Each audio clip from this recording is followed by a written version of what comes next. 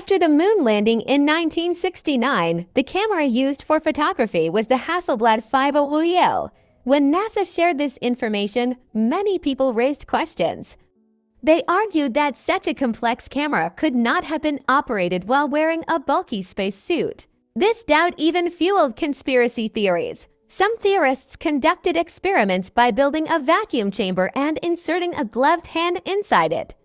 The results showed that in a vacuum, moving fingers and applying pressure through thick gloves becomes extremely difficult.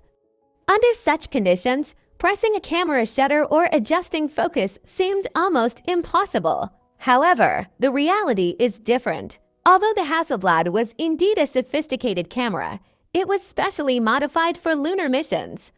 The camera was designed to slide and attach directly to the astronaut's spacesuit, eliminating the need to hold it by hand. The shutter button was enlarged, making it easier to press with stiff gloves, and the focus ring was modified so it could be rotated even with custom modifications made it entirely possible for astronauts to capture clear photographs on the moon despite the harsh environment and restrictive spacesuits.